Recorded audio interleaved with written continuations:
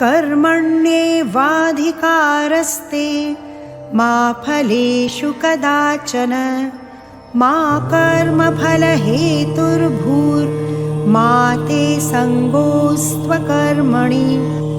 वसुदेवसुतं देवं कंसचाणूरमर्दनं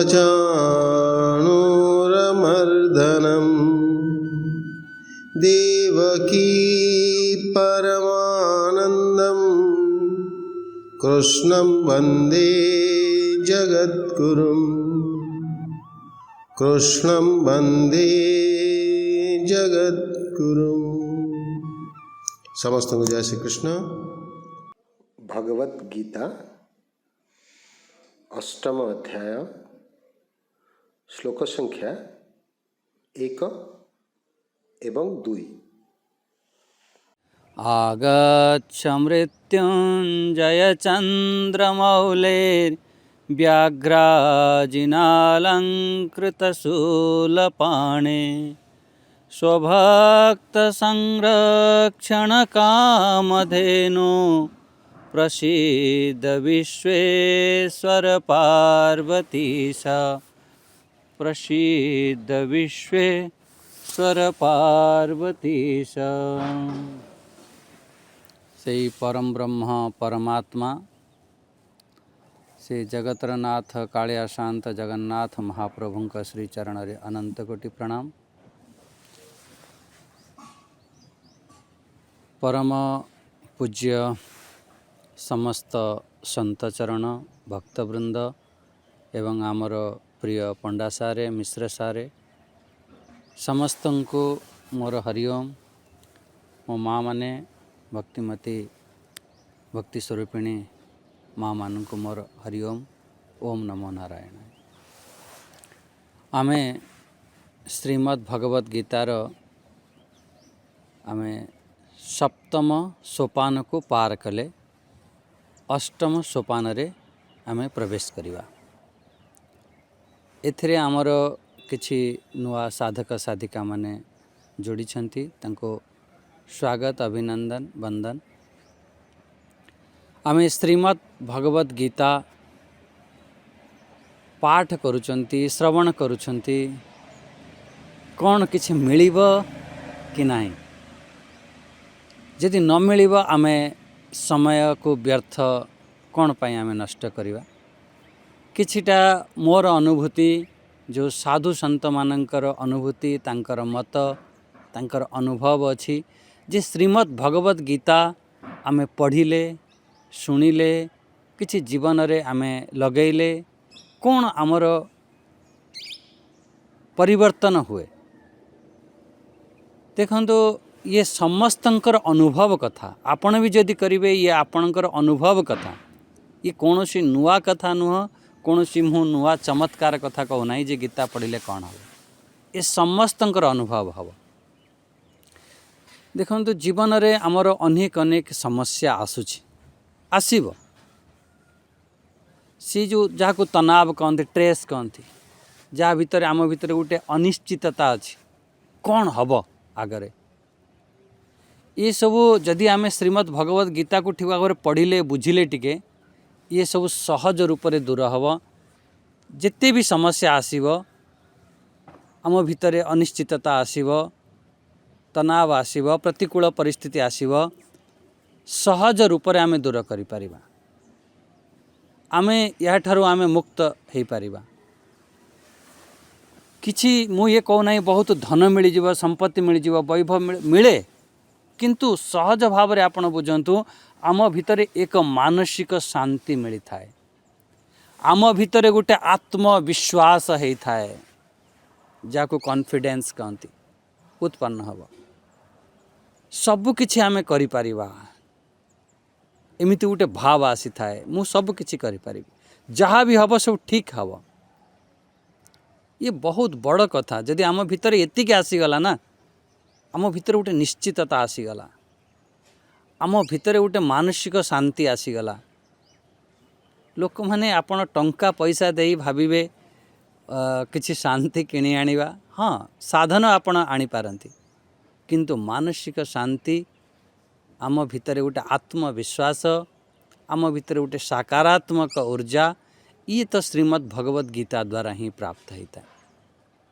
आम जीवन में अनुकूल परिस्थिति आसीबो, प्रतिकूल परिस्थिति आसीबो, ताको ठीक भाव में से समय को ज्ञान को आम प्रयोग करवा। आम विपरीत परिस्थिति आसिले किछि टिके आम जीवन समस्या आसिले आम तुरंत भांगी पड़ुछंती।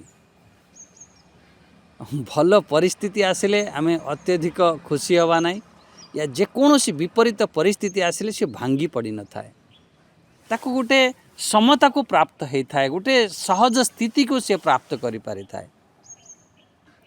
यही गीता रूपी जो दिव्य ज्ञान को जितेबाला ठीक भाव में पढ़ा बुझा, यही गीता ज्ञान द्वारा आमर मुख्य रूप से जो कर्म फलर गोटे अनासक्त भाव है कि आम ये कर्तव्य पथरे आम सहज भाव आम चली था, या से गीता ज्ञान आमको चलवाई साहाय्य करें।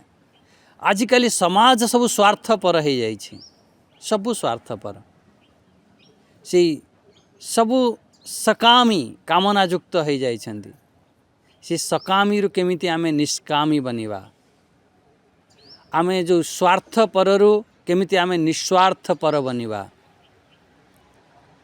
केमिति आम भीतर से जो अज्ञान रे आमे सब भरी रही, अज्ञान रु केमिति से विवेक युक्त ज्ञान हब, ये सब गीता द्वारा ही आमको पथ, गीता आमर पथ प्रदर्शक होता है।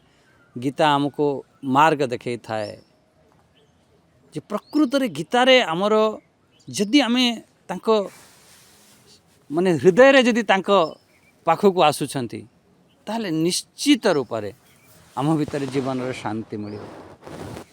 जीवन को सुचारू रूप से आमे चलेवा पाई, गोटे अर्थपूर्ण बनैवा पाई आमर गीता आमको साहाय्य करि थाए।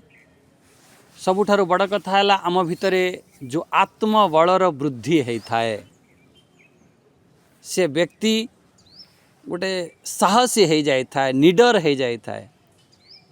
आम जीवन रे गोटे नैतिकता आसी था, मानविकता आसी था। प्रकृत रे जदि आमे गीता पढ़ुचंती, गीता को टिके बुझिले आसीजिवो सहज भाव निर्णय नेबार क्षमता आसीबो। प्रकृत रे कौटा करिवा कथा, कौटा ठीक, कौटा भूल, या कौन सी परिस्थिति आसिले केमिति आमे निर्णय नवा, ता ही जदि आमे गीता पढ़ुचंती, किछिटा भी आमे ग्रहण करूचंती, ये बहुत किछि आम जीवन रे ये परिवर्तन होबो। आमर कर्मर सिद्धांत को आमे भल भाव रे बुझी पारिबा। मुख्य जो निस्वार्थ भावता को केमिति आमे कर्म करिबा, कर्मण्येवाधिकारस्ते मा फलेषु कदाचन, किमिति आमे कर्म करिबा, कर्मण्येवाधिकारस्ते, कर्म करिवार प्रकृत रे आमर मानव जाति पाई ये गीतार गोटे मूल सूत्र। आमर आम मानकर मुख्य उद्देश्य हब जे गीतार जो मुख्य उद्देश्य हब जे धर्म को रक्षा करिवा पाई, आमर परित्राणाय साधूनां विनाशाय च दुष्कृतां धर्म संस्थापनार्थाय, धर्म को संस्थापन करिवा पाई आमर गीता आमको निर्देश देता है जे केमिति आमर जो स्वधर्म अच्छी, स्वधर्म को केमिति आमे माने पालन करिवा, ये गीता आमको निर्देश देता है। तो आम जीवन जो मुख्य अशांतिर केतोटी कारण गीतार सूत्र भाव में पूरा गीतार कहुई, ता मुख्य रूप से केतोटी पॉइंट आम विचार करी आम विषय रे प्रवेश करिवा। देखंतु गीतार मुख्य रूप से जो आमर तीन पाप आमे करूछंती, तीन पाप कहुई, ताकू सेठी इंगित करूछंती, कहउछंती तीनोटी पाप कौन श्रीमद् भगवत गीता।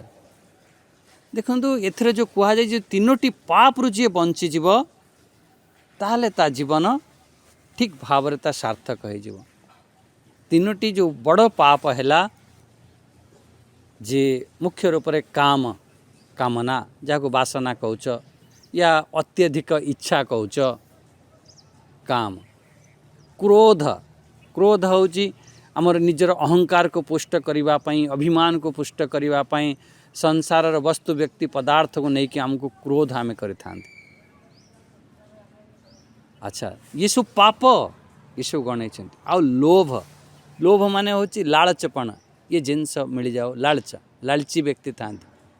जो कामी क्रोधी लोभी व्यक्ति केबे भी गीतार ये कह जाए, सूत्र कह जाए, जी जेते जहाँ भीतर कामना युक्त थिबो, क्रोध रे युक्त थिबो, जे लोभ रे युक्त थिबो, सी केबे भी मानसिक शांति को प्राप्त करि पारिबनी ना। मानसिक शांति को प्राप्त, ये गीतार सूत्र। ये आम गीता तो पढ़ुचंती किंतु ये जीवन रे आसुना। यदि मानसिक शांति प्राप्त करने पाई चाहूच ताहले एको टिके आपन को हटेवा पड़ो, ना ये आध्यात्मिक जगत ये आमको पतन करदेव, ये आमको अधगति के आड़ को नहीं जीव। आमर जो जीवन से पूरा व्यर्थ हो, जहाँ पाखरे जिते ये भरीपूरी रही सेते ता जीवन नरक सदृश हो जाए। एपरी जो विचार व्यक्ति को से खराब आड़ को धक्का मारी मारी के काम क्रोध लोभ नहीं जीव। तुम जिते गीता पढ़, जा भी कर, गीतार जदि सूत्र को आमे मानिबा नहीं, यदि गीतार सूत्र को आम जीवन रे आमे धारण करिबा नहीं, ताहले जीवन रो आमर असंतोष रहिबो, दुख रहिबो। ये दुख आड़ को नहीं जीव। काम कहा कहते, काम वासना जहाँ को इच्छा कर।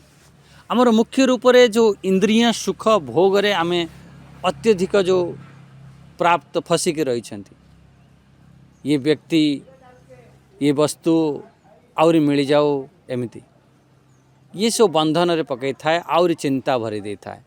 जिते मोर इंद्रिय सुख मिलला आउरी मते भोग मिलू, आउरी मते इंद्रिय सुख मिलू, यही तो कामना। क्रोध, क्रोध आम ओडिया रे कहते रागिवा। ये क्रोध आमर विवेक शक्ति को नष्ट करदेव। प्रकृति जदि आपण क्रोध करुचंदी, रागुचंदी, फिर भी आपनकर विवेक शक्ति अच्छी, ता माने आपण क्रोध करू नाहंती। क्रोध शक्ति रे आपनकर विवेक शक्ति को नष्ट करदेव। फिर आमको धीरे धीरे आम बुद्धि को नष्ट कर दे थाए, से व्यक्ति को खराब कर्म आड़ को प्रेरित करता है। ता जीवन रे क्रोधी व्यक्ति जीवन रे भ्रम आ दुख भरपूर रही। आ जो लोभी व्यक्ति, लोभी लालची व्यक्ति, ये केबे समाप्त नहला वाला, माने मोर ये धन समाप्त न हो आउरी मिल जाओ, व्यक्ति धन पद एमती, मते बड़ गोटे पद मिल जाओ, शक्ति पद अर्थ शक्ति, मते धन मिलू, शक्ति मिलू, मते भोग मिलू, तारी पछरे आमे पूरा ये लालच जो ना ये पूरा दौड़े थाए। फिर आम भितरे नैतिकता कार्य धीरे धीरे लुप्त हो, आम भितरे असंतोष भरीजीव। तेणु ये सबू जदि आम गीता सानिध्य रे आसुचंती, जदि गीता पढ़ुचंती, ताहले ये सब धीरे धीरे आम जीवन जाई आम गोटे सुंदर जीवन आमको बनईदेव।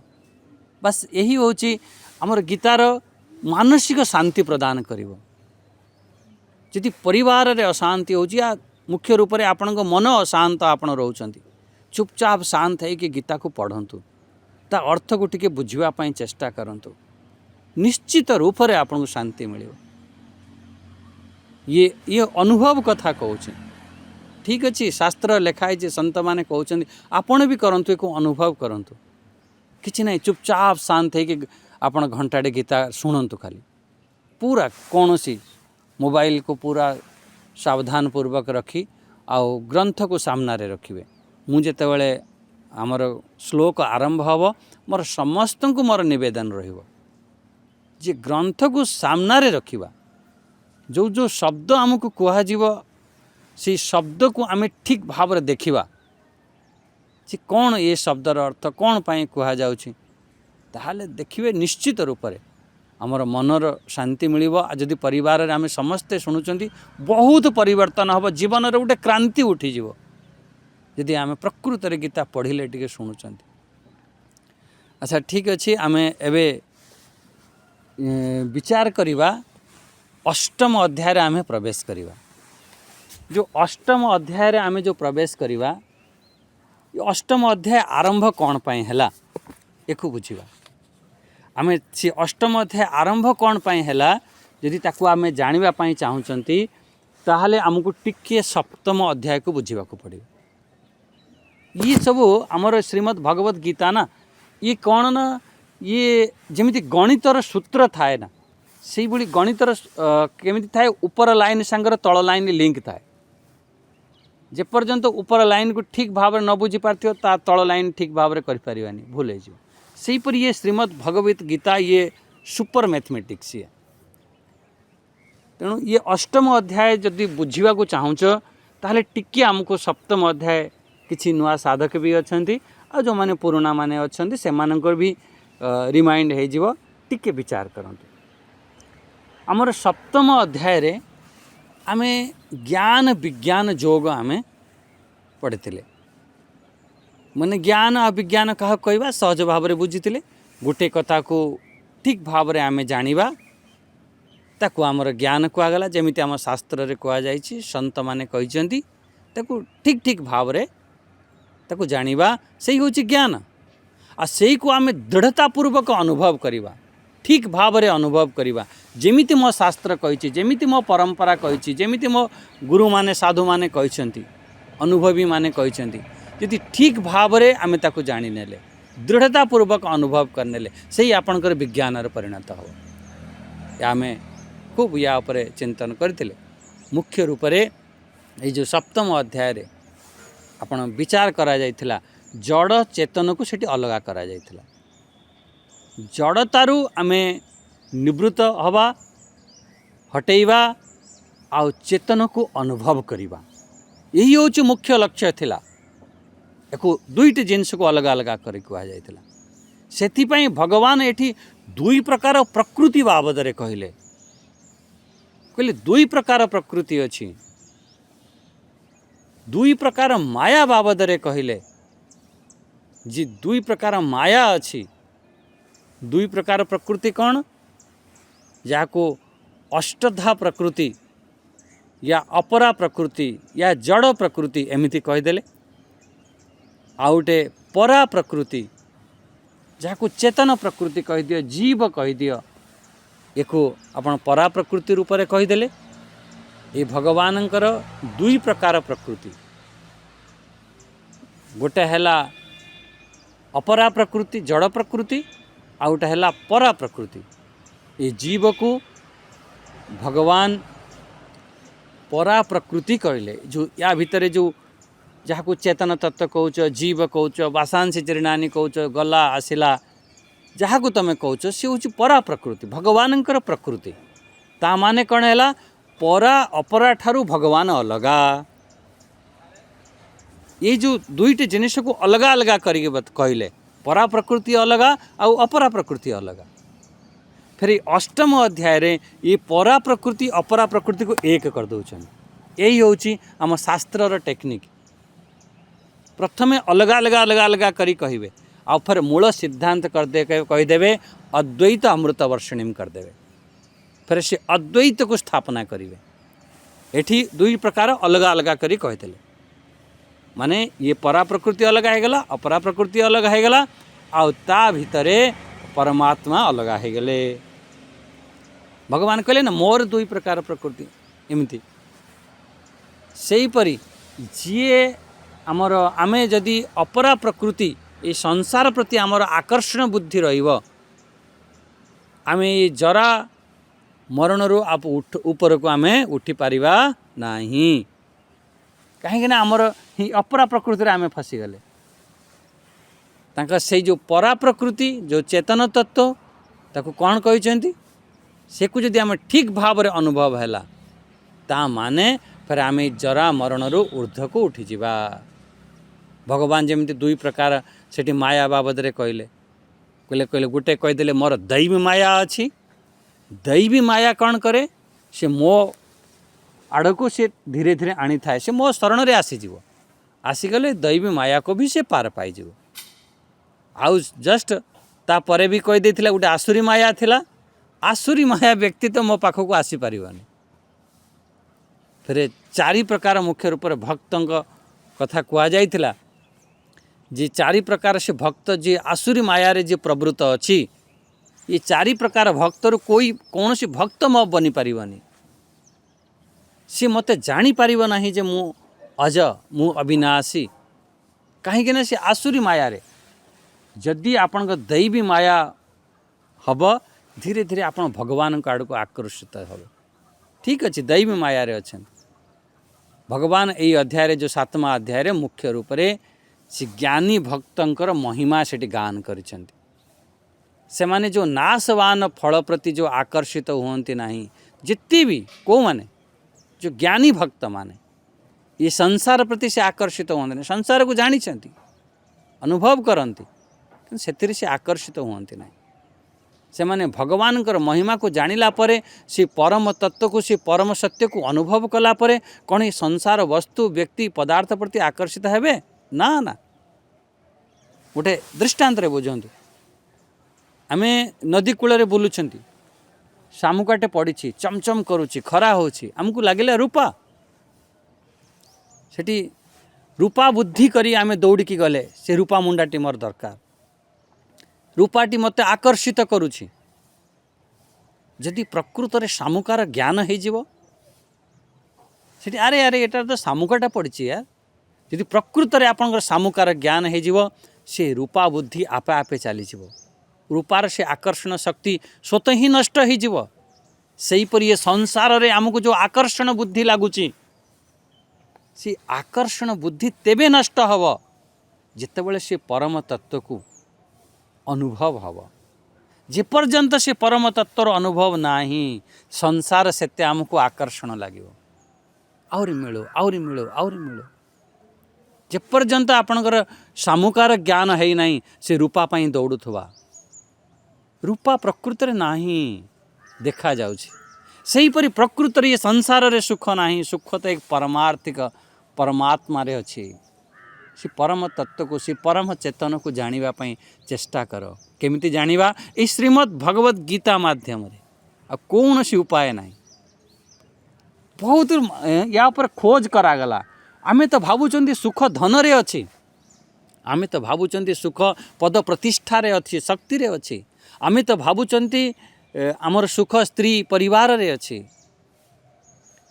जेमिति से सामुका उपरे रूपा देखा जाउछि सही परि आपन को सुख देखा जाउछि जितेबाला प्रकृत रे सामुकार ज्ञान हब रूपा बुद्धि नष्ट हब सही परि प्रकृत रे यदि परमात्माकर ज्ञान हब टिके अनुभव करिवे ताहले से को आमे अनुभव करि पारिबा जानि पारिबा हमर जो सगुण निर्गुण साकार निराकार से फेर से आ फसिक रहिबनी से अपरा सहित भगवानंकर समग्र रूप को से जानी जाई थाए से विज्ञान सहित से ज्ञान को से अनुभव करी थाए वासुदेव सर्वम इति यही प्रकार विज्ञान सहित का ज्ञान भगवान लास्ट रे एक बढ़िया कथा कहीदेले जे से मोर जरा मरण रु से मोक्ष को प्राप्त करी जाई थाए ताकू आ कौन सी जरा मरण ताकू आ फसैकी रखी पारि न थाए जरा मरण रु से ऊर्ध्व को उठी जाई थाए एमिति हमर कहि दिया गला जे सप्तम अध्याय रे जरा मरण रु केमिति आमे ऊर्ध्व को उठिबा देखंतु एठी गोटे कथा एठी विचार करंतु एठी बहुत जोगी अछंती योग साधना द्वारा कहिबे एमिति साधना करिवे जे मते कौनसी रोग हब नाही कौनसी मु मेडिसिन खाऊ नाही काहेकि ना मु योग करूछि एमती डॉक्टर अछंती साइंटिस्ट थाई पारंती जे मते कौनसी रोग हब नाही ठीक अछि किंतु वृद्धावस्था आसीबो कि नहीं मृत्यु हबे कि नहीं मृत्यु निश्चित हब वृद्धावस्था निश्चित हब से निश्चित मनुष्य पूरा जीवन सारा अधिक दुख केते कोई अनुभव करता जानी चंती वृद्धा अवस्था रे आ ता ठारू अधिक दुख अनुभव करिथांती मरण समय रे आपण मरण कथा भाभी के हमको दुख होता है हाय हाय मु मरी जीवी मोर ये सब नष्ट हो जीवो मो शरीर को नहीं जळे देबे धू धू करिकी सब शरीर मो नष्ट हो जीवो मो संसार मो धन मो घर मो द्वार कोन हबो मरण कथा खाली जदि आपण कहीदेवे ना मरण कथा अरे ये अशुभ कथा पार्टी बाहर करना ମୁଁ କହିବି ଆରେ ହେଇପାରେ, ମୁଁ ଯାଉଛି ରୋଡ଼ରେ କିଛି ହେଇପାରେ, ମୋର ମୃତ୍ୟୁ ହେଇପାରେ। ଆପଣ ଏଇ କଥା ଶୁଣିଲା ବେଳକୁ ଭିତରୁ ଡର ଲାଗୁଛି। ଖାଲି କଥା ଶୁଣିଲା ମୋତେ। ତୁମ ପୁଅ ଯାଉଛି, ତୁମ ବନ୍ଧୁବାନ୍ଧବ ଯାଉଛନ୍ତି, ତୁମ ସ୍ୱାମୀ ଯାଉଛି, ରାସ୍ତାରେ କିଛି ବି ହେଇପାରେ। ଏ କଥା ଭାବିଲା ବେଳକୁ ଡର ଲାଗୁଛି।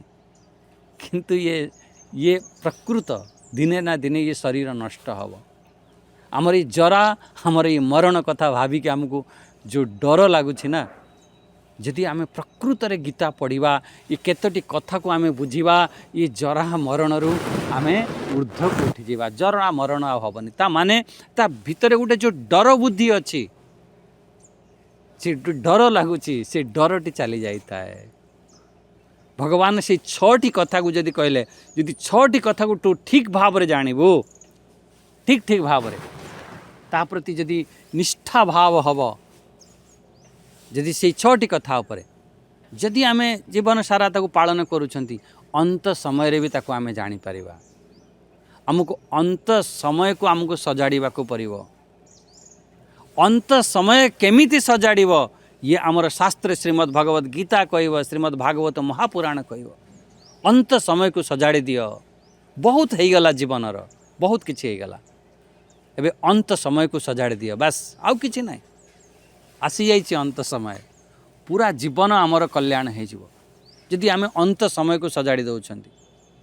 ଅନ୍ତ ସମୟରେ ଯିଏ ଧ୍ୟାନ ଆସିଯାଏ ତାର କଲ୍ୟାଣ ହେଇଯିବ। ଆଚ୍ଛା, ତୁମେ ଜୀବନ ସାରା ଯାହା ବି କିଛି କରୁଥାଅ, ଯଦି ଅନ୍ତ ସମୟ ତୁମର ଗଡ଼ବଡ଼ ହେଇଯିବ, ପୁରା ଜୀବନ ତୁମର ସବୁକିଛି ବ୍ୟର୍ଥ ହେଇଯିବ, ସବୁକିଛି ବ୍ୟର୍ଥ। ଅନ୍ତ ସମୟ କେମିତି ଆମେ ସଜାଡ଼ିବା, ସିଏ ଆମର ଗୀତାରେ କୁହାଯାଇଛି। ଆଚ୍ଛା, ଗୋଟେ ଦୃଷ୍ଟାନ୍ତରେ ବୁଝନ୍ତୁ। ଗୋଟେ ପିଲା ପାଠ ପଢ଼ୁଛି, ବର୍ଷ ସାରା ଖୁବ୍ ପାଠ ପଢ଼ିଲା, ଖୁବ୍ ପରିଶ୍ରମ କଲା, ଆଉ ଅନ୍ତ ସମୟରେ ଯେତେବେଳେ ପରୀକ୍ଷା ଆସିଲା, ସେଇ ସମୟରେ ସେ ଭୁଲ କରିଦେଲା, କି ମନେ ପଡ଼ିଲା ନାହିଁ, ତାହେଲେ କ'ଣ ହେବ? ତାର ବର୍ଷ ସାରା ପରିଶ୍ରମ ବ୍ୟର୍ଥ ହେଇଯିବ। ସେହିପରି ଆମେ ଜୀବନର ଆମେ ଜପ ତପ ଧ୍ୟାନ ଭଜନ ତ କରୁଛ, କିନ୍ତୁ ଅନ୍ତ ସମୟକୁ ସଜାଡ଼ିବାକୁ ପଡ଼ିବ, ନହେଲେ ସବୁ ବହୁତ ଲାଭ ମିଳିବ ନାହିଁ। ସେଥିପାଇଁ ଭଗବାନ କହୁଛନ୍ତି ଅନ୍ତ ସମୟକୁ ସଜାଡ଼ିବା ପାଇଁ ହେଲେ ଆମକୁ ଶ୍ରୀମଦ୍ ଭଗବତ ଗୀତାର 8ମ ଅଧ୍ୟାୟକୁ ବୁଝିବାକୁ ପଡ଼ିବ। ଯିଏ 8ମ ଅଧ୍ୟାୟ ବୁଝିଗଲା, ତା ଅନ୍ତ ସମୟ ତାର ସଜଡ଼ିଗଲା। ବା ସେଥିପାଇଁ ଏ 8ମ ଅଧ୍ୟାୟ ଅତି ମହତ୍ତ୍ୱପୂର୍ଣ୍ଣ ଅଧ୍ୟାୟ। ଯଦି ବାସ୍ ଏ ଗୋଟିଏ ଅଧ୍ୟାୟ ଯଦି ମୋ ଜୀବନରେ ଆସିଯାଉଛି, ମୋ ଏଇ 8ମ ଅଧ୍ୟାୟ ଯଦି ମୋ ଜୀବନରେ ଆସିଯାଉଛି, ମୋ ଅନ୍ତ ସମୟ ଯଦି ମୋର ସୁଧରି ଯାଉଛି, ତାହେଲେ ମୋର ଆଉ କୌଣସି କିଛି ଦରକାର ନାହିଁ। ସେଥିପାଇଁ ଏ 8ମ ଅଧ୍ୟାୟକୁ ବହୁତ ସାବଧାନ ପୂର୍ବକ ଆମକୁ ବୁଝିବାକୁ ପଡ଼ିବ। ବହୁତ ମହାପୁରୁଷ ଅଛନ୍ତି, ସେମାନେ ଅନେକ ଜନ୍ମ ଧରି ସେ ସାଧନା ତ କରୁଛନ୍ତି, କିନ୍ତୁ ଅନ୍ତ ସମୟରେ ଗଡ଼ବଡ଼ ହେଇଯାଉଛି। ଆମର ଗୋସ୍ୱାମୀ ତୁଳସୀଦାସ ଲେଖିଛନ୍ତି, ଜନମ ଜନମ ମୁନି ଯତନ କରହିଁ, ଅନ୍ତରାମ କହିଁ ଆବତ ନାହିଁ।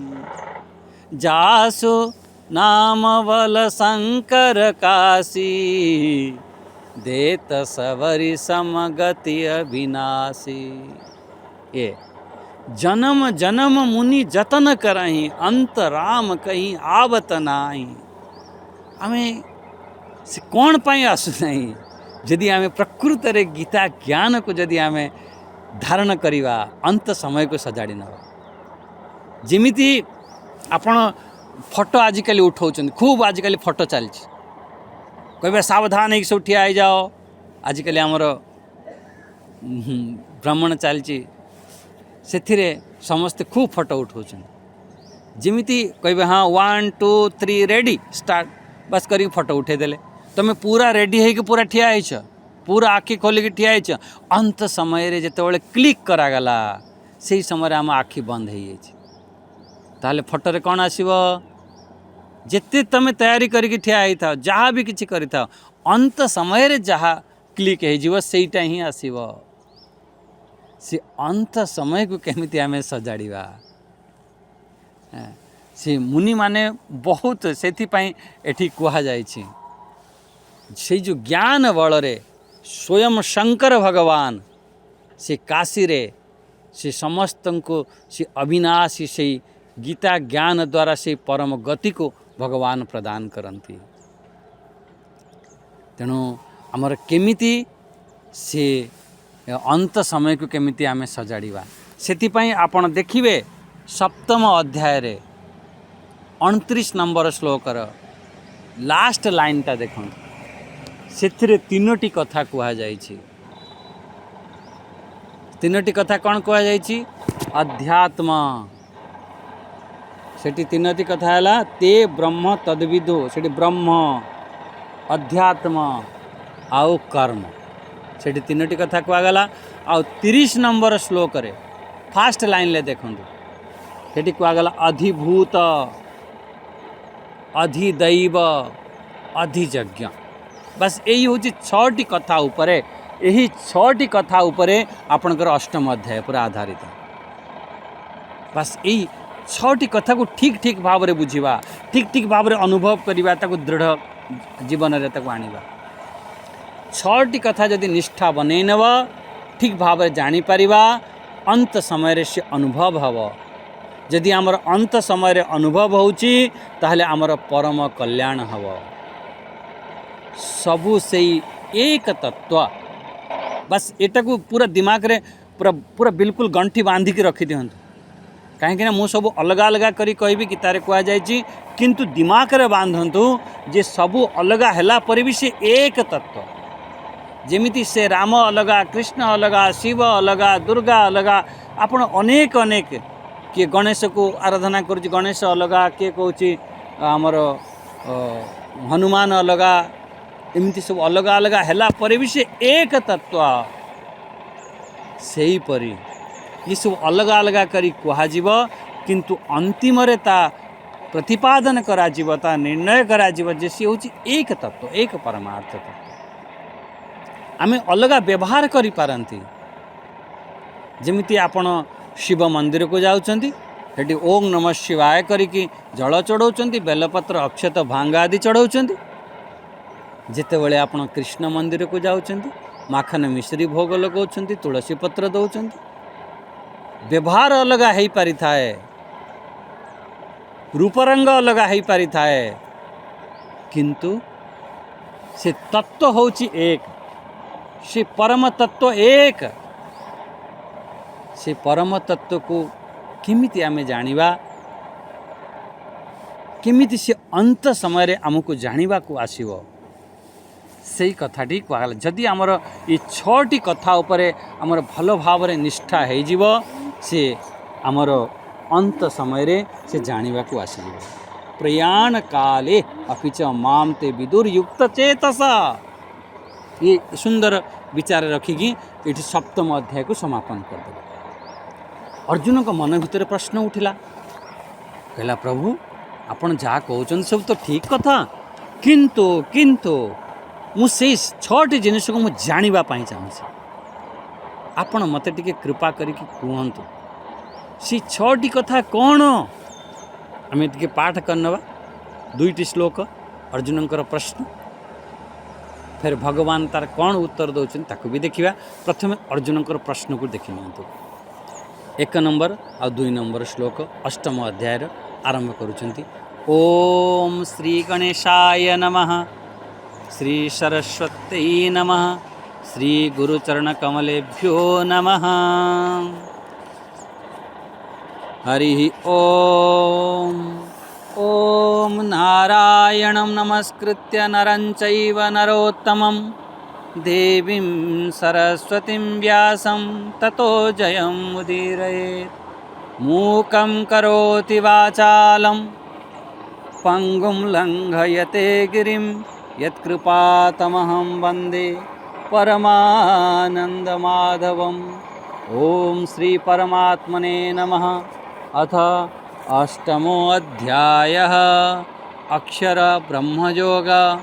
अर्जुन उवाच किं तद् ब्रह्म किमध्यात्मं किं कर्म पुरुषोत्तम अधिभूतं च किं प्रोक्तम् अधिदैवं किमुच्यते अधियज्ञः कथं कोऽत्र देहेऽस्मिन् मधुसूदन प्रयाणकाले च कथं ज्ञेयोऽसि नियतात्मभिः। एठी अर्जुनंकर आपण सब भूमिका बुझी पार्थिबे सहज भाव में। बस एतिकी जानतु अर्जुनंकर एठी 6टी प्रश्न करदेले। प्रश्न कर सारा पर अंतिम कहले कहले सी अंतिम समय केमिति जानिबा को एमिति मिसे 7टी प्रश्न हो गला। किति महापुरुष को 8टी प्रश्न भी बनई दियंती। मुख्य रूप से आपण 7टी प्रश्न उपर आम चिंतन करिबा। एठी किम तद ब्रह्म, हे पुरुषोत्तम, हे भगवान कृष्ण आपण मते कहतु। एठी पुरुषोत्तम संबोधन देछन्ति भगवान को कहते हे पुरुषोत्तम आपण मते कहतु ये ब्रह्म कौन। किम अध्यात्म, ये अध्यात्म कौन। किम कर्म पुरुषोत्तम, ये कर्म कौन।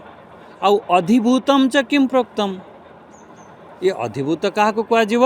आउ अधिदैवम किम उच्यते, ये अधिदैव आम क्या कहवा। ताहले 5टी प्रश्न हो गला आपणकर प्रथम श्लोक रे। ब्रह्म कौन, अध्यात्म कौन, कर्म कौन, अधिभूत कौन, अधिदैव कौन। अच्छा, द्वितीय नंबर श्लोक रे कौन कहीदेले, अधिजज्ञ कौन। अधिजज्ञ कथम को अत्र देहेऽस्मिन् मधुसूदन। अधिजज्ञ कथम को अत्र देहेऽस्मिन्, हे मधुसूदन ये अधिजज्ञ क्या कहवा, ये देहरे से केमती रोची एमती।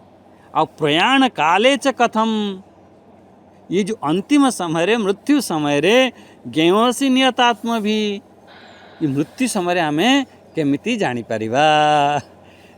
भगवान यार बढ़िया सुंदर उत्तर देइचंती। आउ ये उत्तर को आम मिस करवानी। आ जो मान को जोड़बार अच्छी बहुत बढ़िया सुंदर अध्याय अच्छी आम चिंतन करवा। हो ये आज मोर बाणी को ये विराम देवा। ताल आम मुख्य रूप से जापारे बुझीपारे जे आम गीता पढ़िले कौन आमको हुए ताऊपर टिके सूक्ष्म विचार कले। सेकेंड कथा है जे सप्तम अध्याय रे कौन कौन तार भूमिका थिला टिके बुझिले। आउ तृतीय कथा है ये अध्याय रे जो अर्जुन 7टी प्रश्न करिसेंती से 7टी प्रश्न आम बुझिले। एठी आज बाणी को विराम देवा। हरि ओम।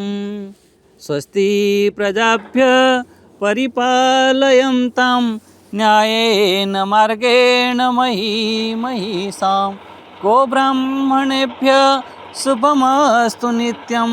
लोका समस्ता सुखिनो भवन्तु। लोका समस्ता सुखिनो भवन्तु। ओम शांति शांति शांति। हरि ओम। श्री गुरुभ्यो नमः। हरि ओम।